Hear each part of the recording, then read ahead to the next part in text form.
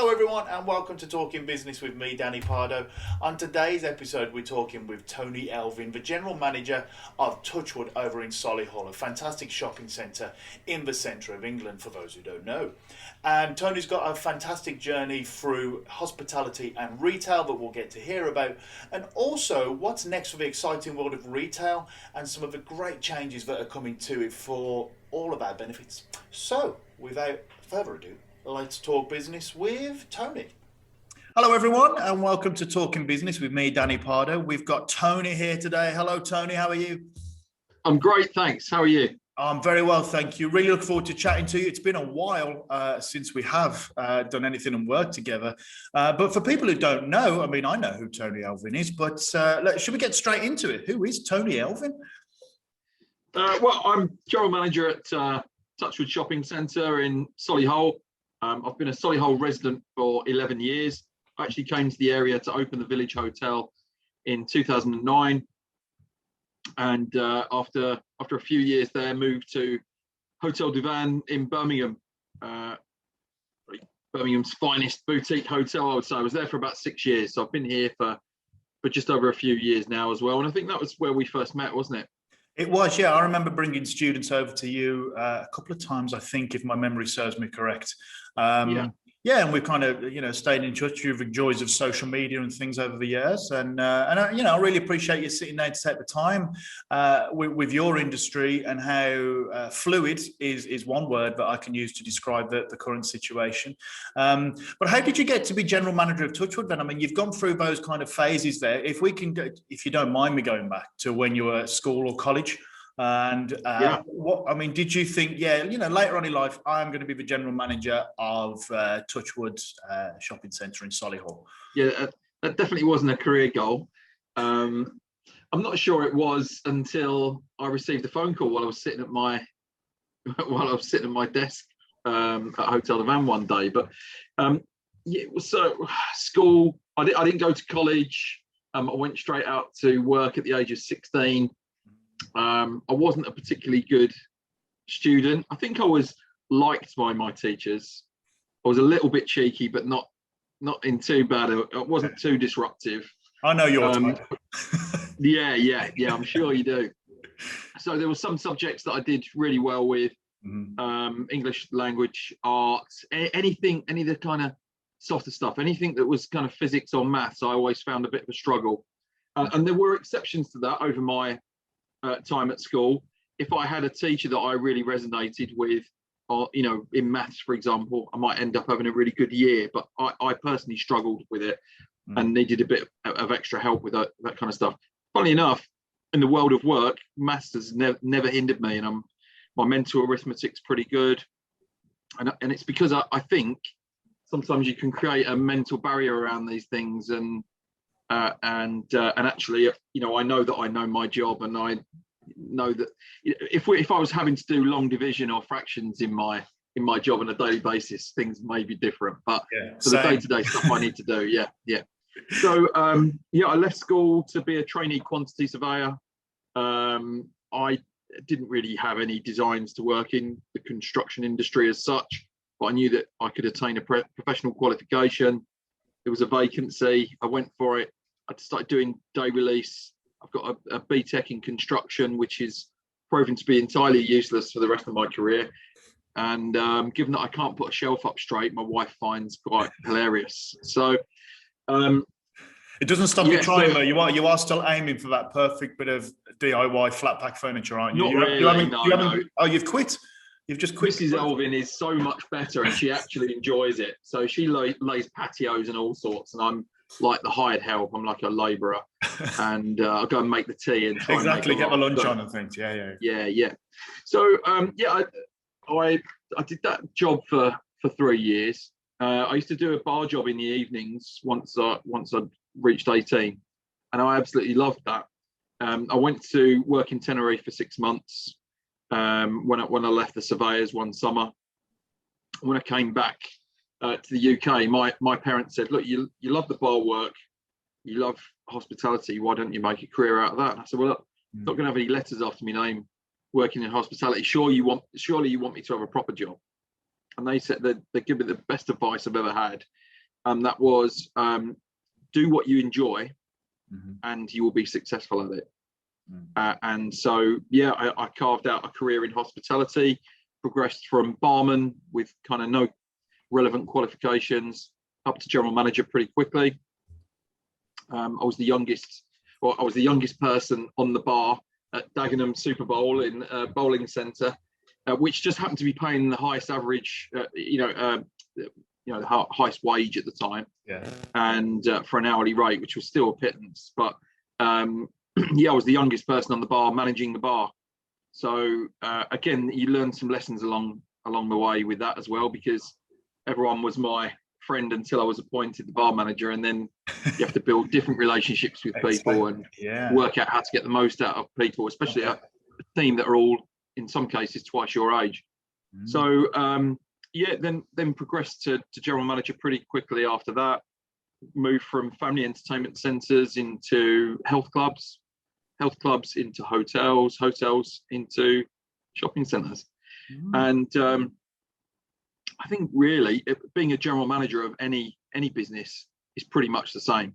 So those same things that I had to learn to be able to manage a team of 6 people on a bar all those years ago are exactly the same skills that I rely on and hopefully honed over the years.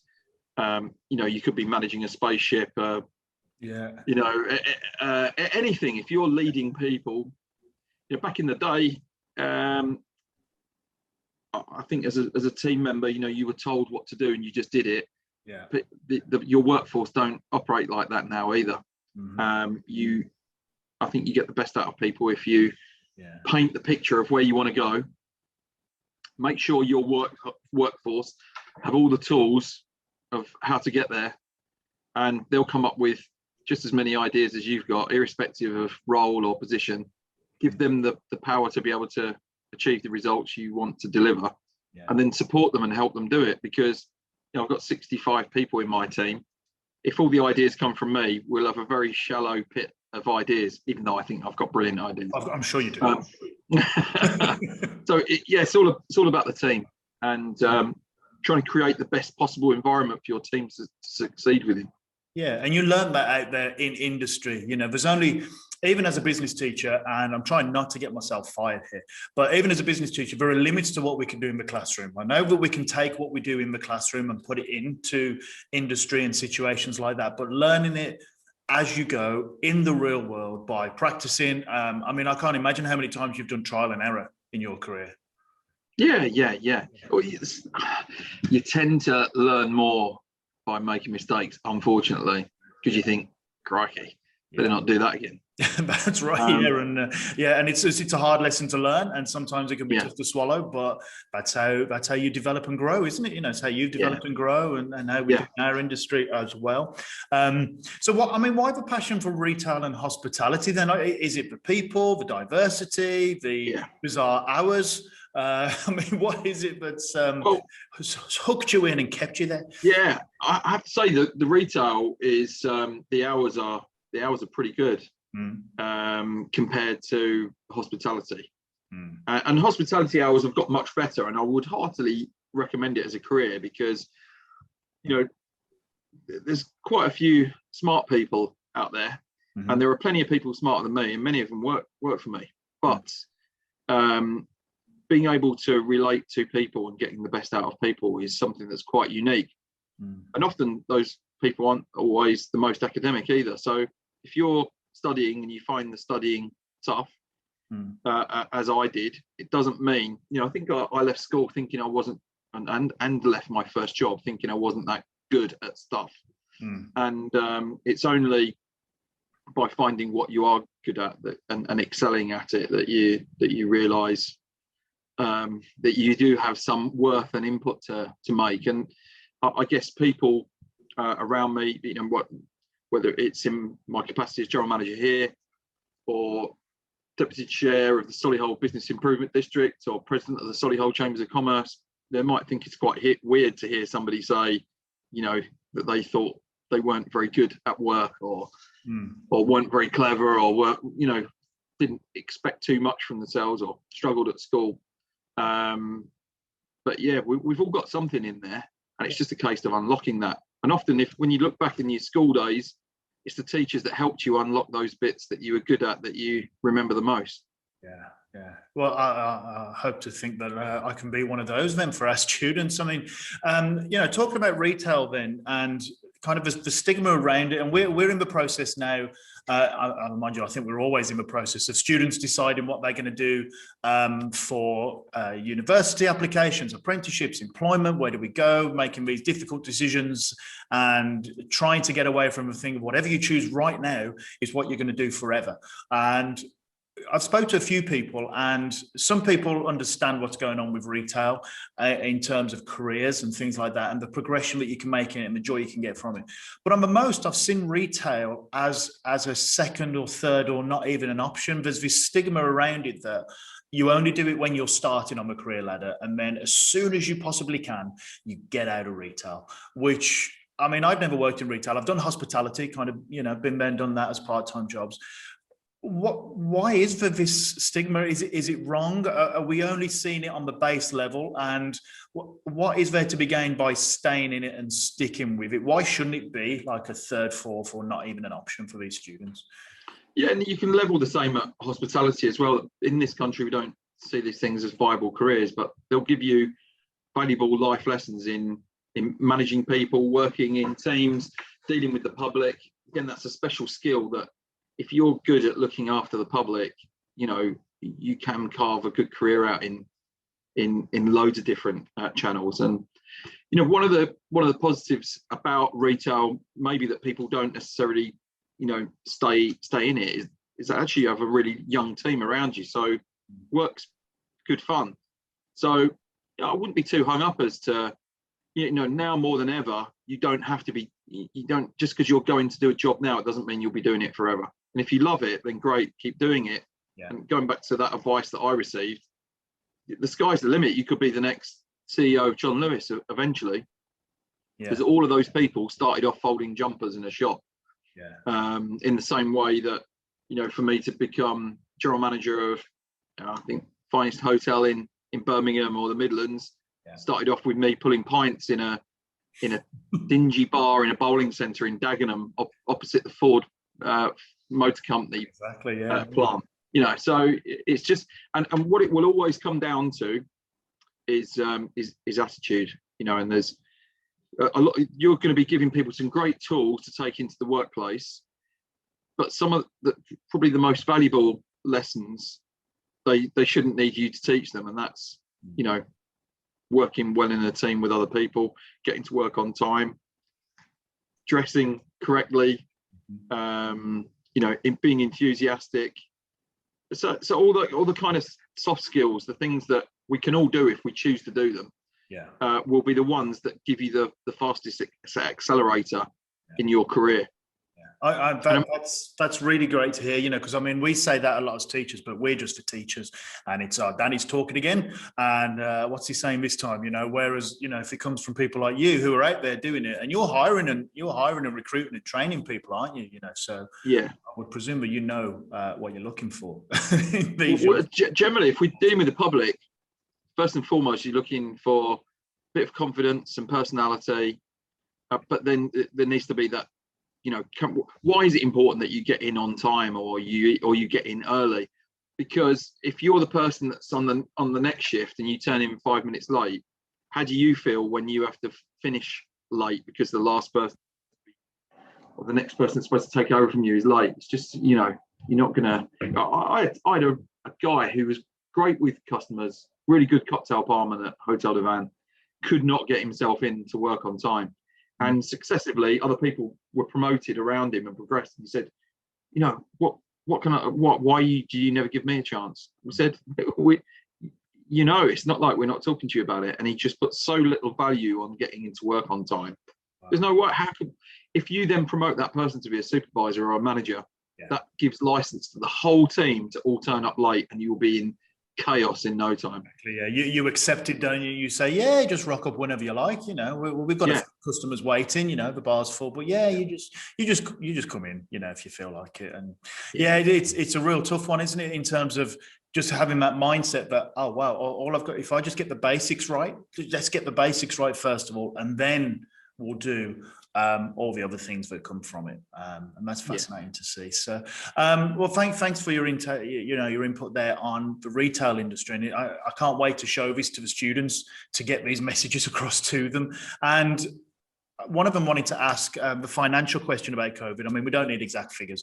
Obviously, COVID has had an impact on the retail industry. I think for us, for our students especially, it's kind of a distant thing. Some of their families, if they don't work in retail, they're not shopping much anyway in retail outlets. And they're seeing all these big brand names. It's like, well, I don't shop there anyway. But it's something local that they can kind of latch onto with Touchwood. You were obviously closed for a long period of time, and then the roller coaster of opening and closing, and then even this week that roller coaster. I mean, financially, how's it been? Mentally, how's it been? I've been coming into this office every day, every working day throughout the pandemic. So my team have been, my immediate team: marketing manager, property manager, compliance manager, accounts people. They've been working from home. My wife is already working from home. I didn't fancy sitting in the dining room on the sofa with a laptop. I've got everything I need here. Touchwood has been trading in some capacity throughout lockdown. So restaurants have been doing delivery and takeaway. We've had essential stores trading, which are Superdrug, because the dispensing chemist. We've had Holland & Barrett because they sell food. And a couple of opticians. So we've had to stay open and have security personnel on site. We've furloughed some of the team at different times where we didn't need everybody, and so it's been tough. Going into the pandemic, we had just under 5% of our restaurants, bars, stores were vacant, which is really way below the UK average. And we're still way below the UK average because we're just under 12% vacant now. And 12% was more like the kind of standard shopping centre in the UK, because we know retail is under pressure anyway. Having been here 3 years, part of the strategy here is to, I mean, if you can imagine, almost every shopping centre has the same shops in it and the same restaurants. You could start reeling them off to me, and actually what would make a premium shopping centre over something more local is that you might have Poundland and B&M in one, but you might have John Lewis and Apple in another, but across that whole piece, you can say a high-end shopping market, mid-market, or a shopping centre, mid-market, or accessible low end. And you can guess exactly what stores are there. So you're just going to go to the nearest one. Now, also, you could apply the same thing to the restaurant. So every shopping centre had Pizza Hut, Pizza Express, Nando's, Wagamama's, and we call those trusted brands. People know exactly what the menu is. You don't need to look in the window. You know what you're gonna get before you go in. So in the past, retail would rely on these high capacity dining machines to look after people that are needing feeding and watering while they're here. What we try to do is try and turn things on their head a bit, because some revenue has been lost to online. We can talk a little bit more about that and why physical retail will still be important in a minute. But what we try to do in order to drive more footfall into the stores is by changing the dining. Now, funny enough, I mentioned 4 brands there: Pizza Hut, Pizza Express, Nando's, and Wagamama's. They all do pretty well and will continue to do so. But what we've done, as others, less successful brands have disappeared, we're replacing those with more exciting independent restaurants. Okay. So Yakinori, they do grab and go katsu chicken. They sell bubble tea like it's going out of fashion. Equally, you can go in for a nice sit down dinner, but the local students all kind of love going into Yakinori. We've got Jamaica, which is almost like my staff canteen, where they do like the best chicken wings ever. You get fried or jerk chicken wings or buffalo, and it's a Jamaican restaurant that we've got. It's another independent. We've got Nines coming, which is a 4-lane bowling centre and cocktail bar. We've got Asher's, who recently won the British Curry Awards, Newcomer of the Year. So they're all independents, and we're looking to try and give people use hospitality as a reason to visit Touchwood, and then when you're here, you will shop. There's some really interesting stats. The last time we did a customer survey was in December 2019. We knew that 76% of shoppers that came to Touchwood to click and collect went on to spend a further £68 in Touchwood. So if we know that, because online is more convenient because you can do it sat on your sofa. But if you're already here, it's more convenient to go into a shop than it would be to stand in the mall and faff about on your phone, trying to blow things up to have a look at what kind of material it is and all the rest of it. So we know if we can get people here, they will spend. It's just driving that footfall, giving people reasons to come. Yeah. So we're talking to a number of different leisure operators, restaurateurs, innovative retail concepts to drive more footfall into the centre. And click and collect has obviously taken off. It was taken off anyway, but that's fascinating to hear the direct financial positive impact that click and collect has, and that convenience of, well, I'm there anyway. I was going anyway, no big deal. So I might as well have a bite to eat while I'm here. And it's really interesting to hear about independence as well. When we talk about independence in class and things, there's this presumption that an independent is a small restaurant that's in kind of like the back streets of Birmingham, or back streets of some suburban place, because it's independent. And the idea that you've got independence alongside the bigger brands there seems to be a real shift. Is that something that kind of just happened, or was that a real kind of conscious, let's plan this out and think about it, let's research it decision? Yeah, but both really. Obviously, coming from a hospitality background myself, and I was targeted to, we'd be interested to talk to you about managing Touchwood, and I said I know nothing about running shopping centres. And they said, well, they were looking for somebody with a hospitality background who understood guest service, providing entertaining, engaging experiences, and somebody that knew their way around food and beverage. So most of the new restaurants that have come into Touchwood have come through contacts of mine from Birmingham. It's a conscious decision to try and make Touchwood a bit different. I mentioned that every shopping centre has probably got the same shops. Every shopping centre of the same type, so we need to do something different, and it's not that easy to do with retail. So you create your point of difference on something else that's in demand, and at the moment that's independent dining.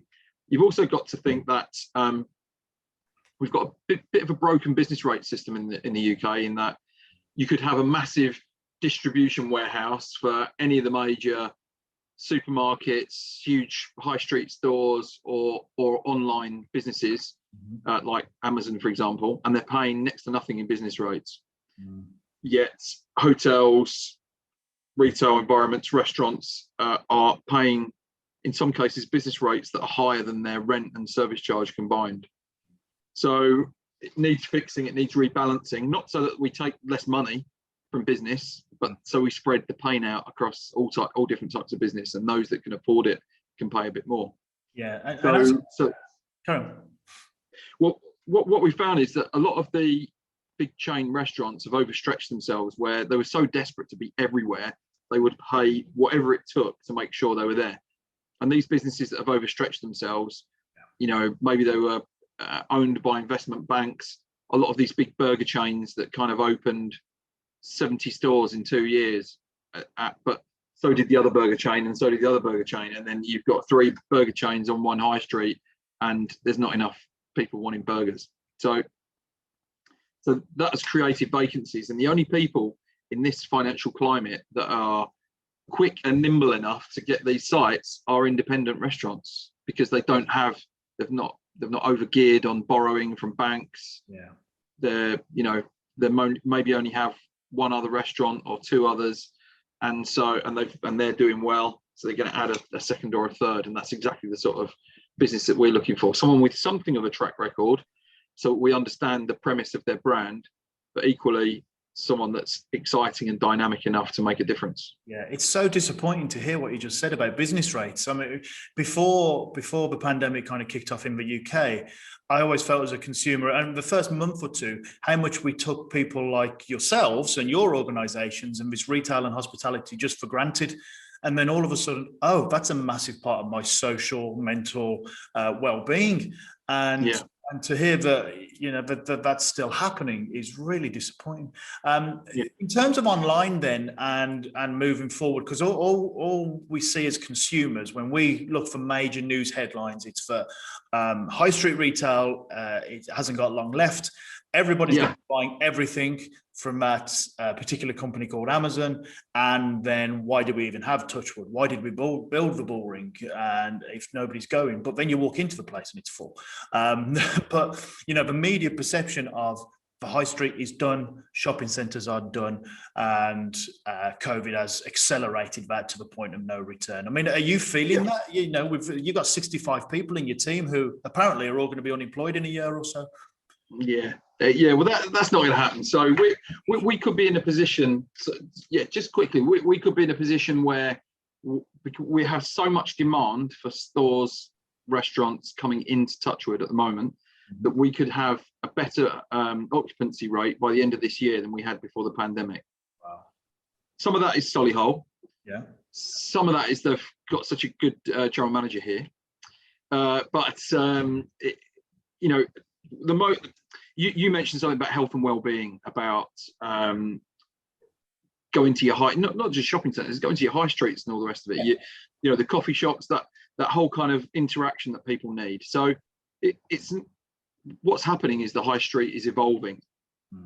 I mentioned to you that that additional spend when someone's done a click and collect, that is online sales creating physical sales within a store. And the same thing goes. There's something called the halo effect. So in any location where there is a physical store, they will sell more online, and in some cases 80% more.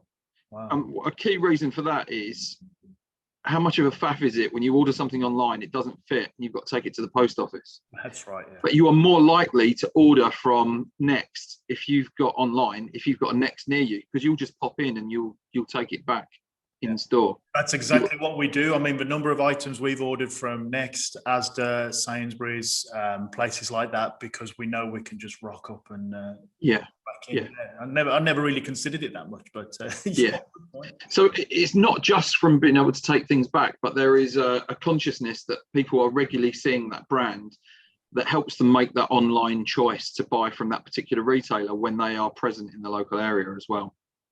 And it's why, some of these things are going full circle. You've got Amazon, Google, ASOS starting to open physical stores. So, it's about creating this kind of hybrid environment. Opposite Hotel de Van on Church Street in Birmingham is Clementon Church, the tailors. Now, once upon a time, they had rows and rows of jackets of all different sizes, and you try on which one. They don't really do that anymore. It's now a showroom. So you go in, you get fitted up, they show you the material. They'll have a jacket for every size, but not in every material, just so you get the fit right, and they can, that's about right. So we'll get one made like that. And this is the fabric we're going to use. They've got huge, floor to ceiling video screens showing all the different styles and how it might look. And this is for a very traditional business like a tailor, it is absolute, and their sales have gone through the roof. Wow. If you go in there, they'll get you a bottle of beer while they're measuring you up. It feels like a proper experience. And for me, that's a key word. Experience. Yeah.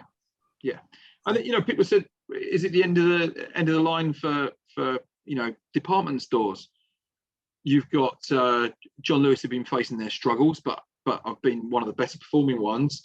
Debenhams have gone by the wayside. House of Fraser struggling. But what is that Primark in Birmingham if that's not a department store? Exactly. Yeah, 5 stories, 5 floors of everything. And you're having to queue up to get in. So it's about getting it right. It's about they've gone back to doing some of the old T-shirt printing, and they're doing they've got hairstyling and all the rest of it. So there's more experiential activities that you can do within Primark, and they've made a real wow of it. And I think we can learn a lot from that. So yeah, it's not the end, but it's evolving. People need the high street for their well-being. Incredible amount of people in Solihull over the age of 60 describe themselves as lonely. And if you take away those high streets, you're sitting on we've seen the impacts on this country where we've not been able to socialise with each other, and also conversely, how fantastic it feels now to be able to go out, eat, drink, see friends.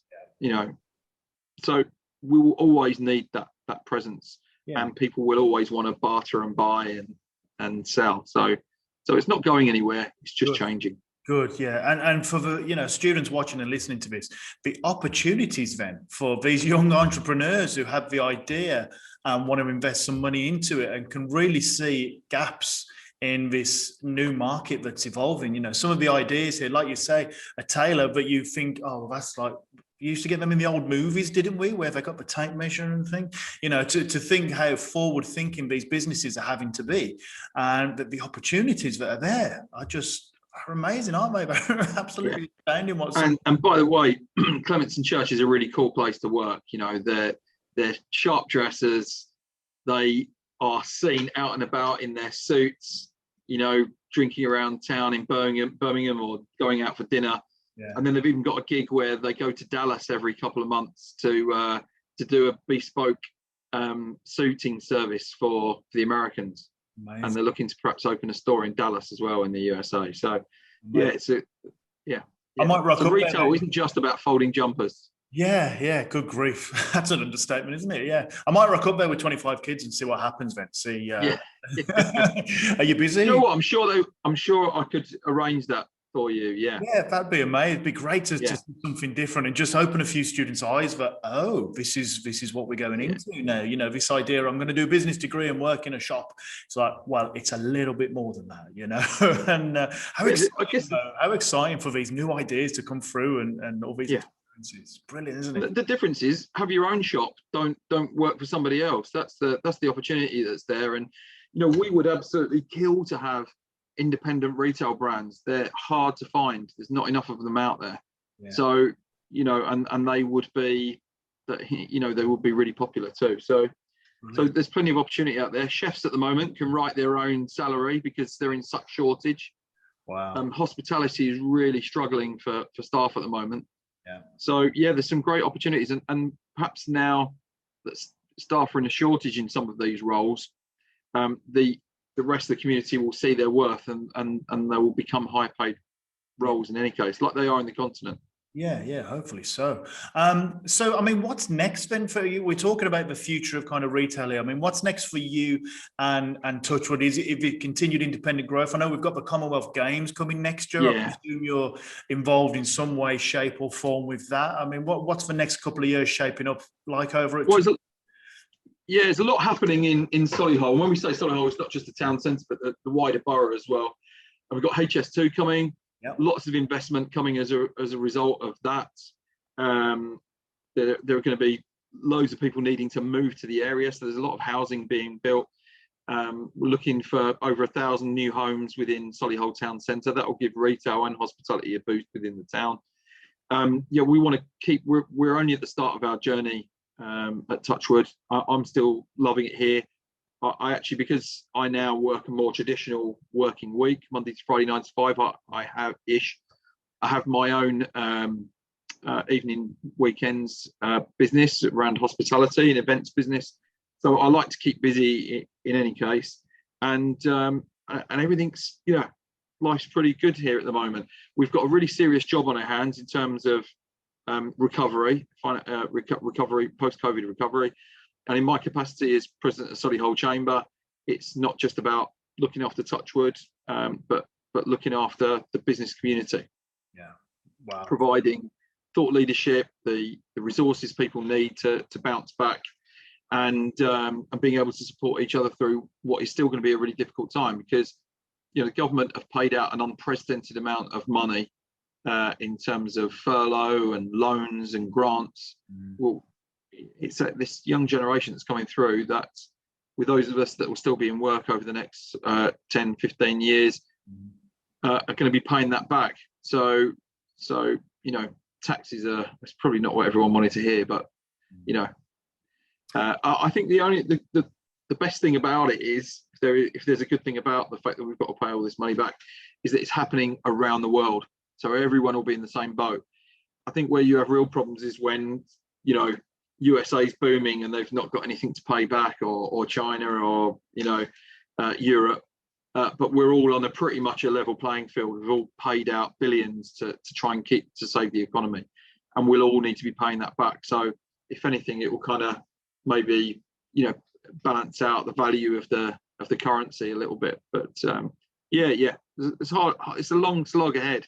Yeah, I think so. Yeah, I mean, I won't even get into the education side of things, but I understand where you're coming from completely. And, it's great to hear how much a shopping centre, you just hear those words, shopping centre, and you can look at it face value as a consumer, and the impact that you have on your local community and wider community, really, with people travelling to see you and shop with you and spend their hard-earned money with you is absolutely brilliant. And you've ruined my last question, which is normally, what advice would you give to your younger self?